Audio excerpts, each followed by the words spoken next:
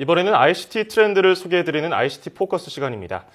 자, 올해 다양한 제품이 나왔었는데요. 오수연 앵커는 올해 나온 스마트 기기 중에서 뭐가 제일 기억에 남으세요? 네, 저는 기존에는 들고 다녔다면 이제는 시계나 안경처럼 착용하는 웨어러블 기기가 기억에 남고요. 그렇죠. 또 로즈골드 색상 정말 좋아하는데 그렇죠, 그 색상의 그렇죠. 아이폰도 참 기억에 남아요. 네, 여성분들 좋아하는 로즈골드였는데 이 분홍색이 그 모델을 대표하는 색상이라서 일부러 분홍색 구매한 남성분들도 많았다고 합니다.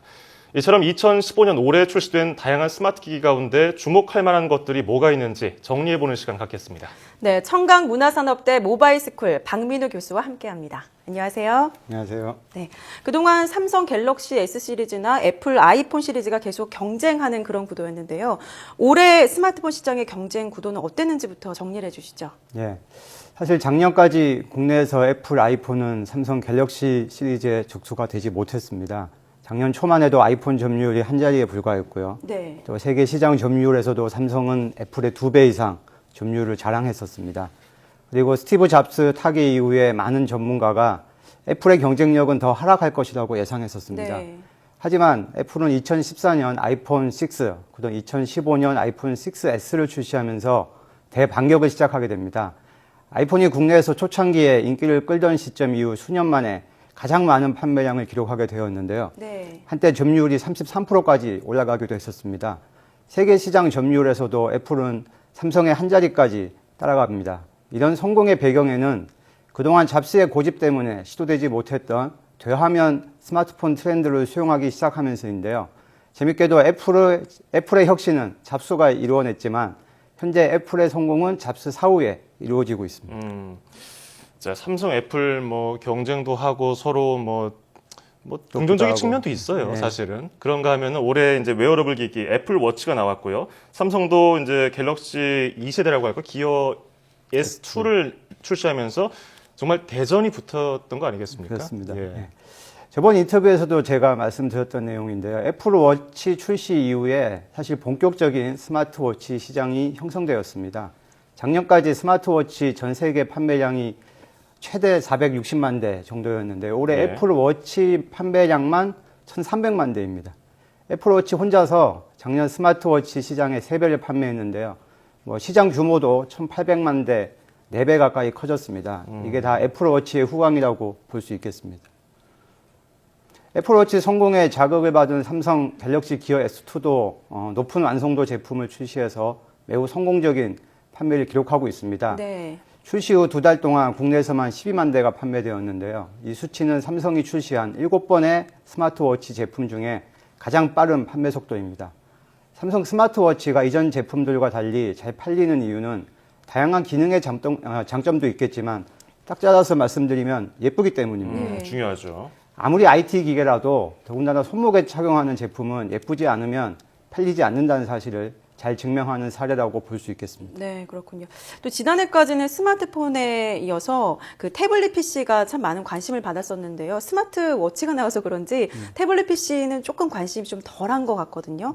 이런 가운데 마이크로소프트가 새로운 태블릿 PC를 또 출시를 했는데 태블릿 PC 시장은 어땠습니까?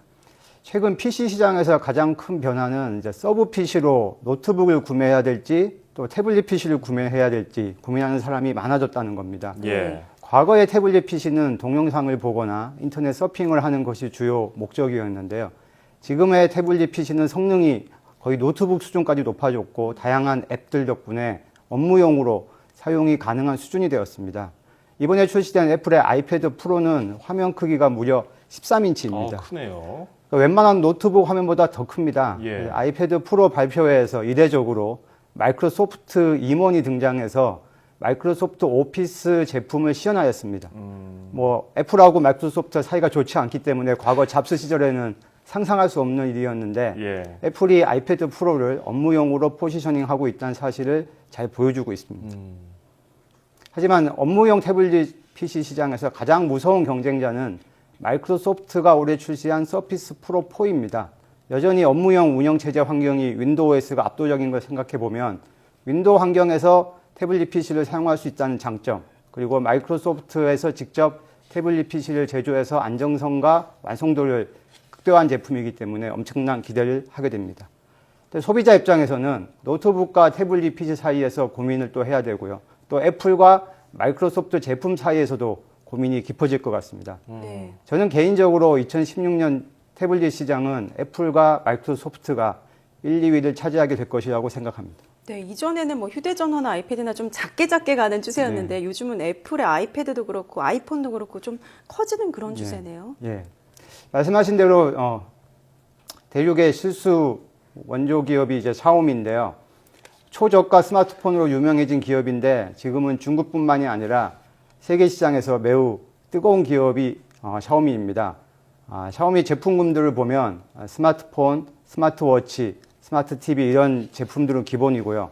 최근에는 전동 스쿠터, 체중계, 가습기, 전구, 카메라, 운동화, 보조 배터리, 스마트 기기인지 아닌지 알 수 없는 제품까지 그 종류가 어마어마합니다. 그렇죠. 그리고 상식을 깬 파격적인 가격으로 판매되어서 대부분의 제품이 불티나게 판매되고 있습니다. 과거에는 이렇게 원가 이하의 싼 가격으로 판매하는 것이 단순히 마케팅 전략이었는데 샤오미는 다릅니다. 대부분의 제품이 네트워크로 서로 연결되어 있고요. 체중계, 가습기, 전구, 운동화 등 모든 샤오미 제품들이 스마트폰으로 제어가 됩니다. 이제 샤오미는 단순히 스마트 디바이스를 만드는 기업이 아니라 모든 사물이 인터넷에 연결되는 사물 인터넷 플랫폼 기업이 되어가고 있습니다. 중국에는 또 샤오미만 있는 것이 아닙니다. 화웨이 같은 기업은 사물 인터넷 운영체제를 출시하기도 하였고요. 이렇게 중국 IT 기업들은 스마트폰 시장에서의 경쟁력보다 주변 기기와의 연결을 통해서 또 새로운 시장에서의 경쟁력을 높여가고 있습니다. 아직 많은 사람들이 중국의 IT 기술이 우리나라 턱 밑까지 따라왔다고 생각하는데요. 예. 사실은 우리 현실은 중국을 따라가기에도 버거운 상황입니다. 아, 그 정도일까요? 사실은 뭐 애플, 삼성 2강 구도 아니었습니까? 수년 그렇죠. 동안 스마트 기기가. 근데 중국 뭐 샤오미, 화웨이 나오면서 이게 더 이상 무시할 수 없는 수준이 됐는데 이외에 또 다른 제품 뭐가 있을까요? 앞으로 웨어러블 시장이 새롭게 조명받을 것으로 기대됩니다. 예. 스마트워치도 엄밀히 말하면 웨어러블 기기고요. 웨어러블 기기는 착용하는 위치에 따라서 매우 다양한데요. 우리가 많이 알고 있는 손목에 차는 밴드형이 대표적이고요. 네. 그 외에 구글 글라스 같이 안경 형태가 있고 옷처럼 입는 의류 형태도 있고 피부나 몸속에 이식하는 형태도 존재합니다. 예. 제가 가장 주목하는 분야는 가상현실 웨어러블 디바이스입니다. 뉴스에서 많이 보셨을 텐데요. 예. 커다란 고글을 쓰고 눈앞에 펼쳐지는 가상현실을 통해서 새로운 경험을 할 수 있습니다. 이 시장이 주목받는 이유는 엔터테인먼트 시장에서 게임을 즐기는 방법의 차원이 달라지기 때문입니다. 오큘러스 제품 중에서는 고글을 이용해서 가상현실 화면뿐만 아니라 몸의 움직임도 감지해서 게임에 반영합니다. 예. 예를 들면 전투 게임을 할 때 실제 제가 전쟁터에 있는 것처럼 뛰고 방향을 전환하고 쪼그리고 앉아서 총을 쏴야 합니다. 이런 현실감과 몰입도는 상상을 초월합니다. 이게 몰입하다 보면 가상현실과 실제 현실이 구분이 어려울 정도입니다. 과거에 비디오방, PC방이 있었다면 앞으로는 VR방이 생길지도 모르겠습니다. 예. 네, 올해 주목받았던 스마트 기기들에 대해서 정리를 해봤는데요. 2016년에 출시를 앞둔 새로운 스마트 기기들도 또 있지 않습니까? 네. 또 올해 또 주목받았던 스마트 기기들이 또 내년에 더 성장하는 그런 모양새도 보일 수 있는데요. 몇 가지만 좀 소개를 해주신다면 어떤 것들을 꼽아볼 수 있을까요? 예. 2016년에도 스마트워치 시장이 가장 치열할 것으로 보입니다. 이미 내년에 애플워치 2가 출시 예정에 있고요.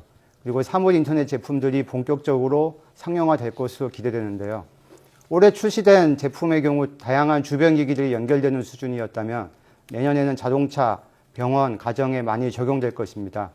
소위 커넥티드 카라고 불리는 무인 자율주행 자동차들이 본격적으로 선을 보일 거고요. 또 국내 통신사 광고에서 많이 등장하는 커넥티드 홈, 즉 우리 집에 있는 모든 전자기기가 서로 연결되기 시작할 겁니다. 또 병원들은 환자들의 생체 신호를 실시간으로 감지할 수 있게 되어서 보다 정확한 진료가 가능해질 겁니다. 먼 얘기처럼 들리실 수 있겠지만 최근 기술의 발전 속도를 감안하면 내년 이 시간에는 이 모든 것을 눈으로 확인할 수 있을지도 모르겠습니다. 교수님은 이 스마트 기기 중에서 뭐 주로 쓰세요? 스마트폰 제외하고? 저는 태블릿 PC, 예. 그다음 애플워치, 예. 다 거의 서로 출시되는 건 거의 다 쓰고 있습니다. 그 중에서 가장 좀 유용한 게 뭘까요? 뭐 학생들 가르칠 때거나 일상생활에서. 저는 태블릿 PC를 가장 많이 쓰고 있고요. 현재 그 애플 아이패드 1, 2, 미니, 프로까지 다 구매를 해가지고 쓰고 있습니다. 이 역사를 쭉 함께하고 계시는데 그렇다면 2016년도에는 이 태블릿 PC도 그렇고 뭐 웨어러블 뭐 각종 디바이스들이 많은데 이 가상현실과 관련해서 이런 제품들도 가격이 내려갈까요? 어떻게 분석하세요? 가격이 아직은 고가라서 아까 예. 말씀드린 것처럼 이걸 임대하는 서비스가 일단은 초기 시장에 진입을 할 것 같은데요. 그렇죠. 그러니까 VR 방 같은 게 필요한 이유가 단순히 고글만 있어도 되는 것이 아니고 몸에 이제 부착하는 기기들이 필요한데 이런 것들은 개인이 구매하기는 어려울 거예요. 그렇죠. 그런 경우는 이제 VR 방에 가서 제가 이제 게임을 거기서 대신 해볼 수 있는 그런 재미있는 환경이 만들어지지 않을까 그런 기대도 해봅니다. 네, 언젠가는 저희 뉴스도 이 시청자분들이 우리 스튜디오 앞에서 바로 보는 것처럼 네. 볼 수 있는 날이 언젠가 오겠죠. 그렇습니다. 자, 지금까지 청강문화산업대 모바일스쿨 박민우 교수와 함께 올해 화제가 된 스마트 기기에 대해서 알아봤습니다. 오늘 고맙습니다. 감사합니다. 고맙습니다.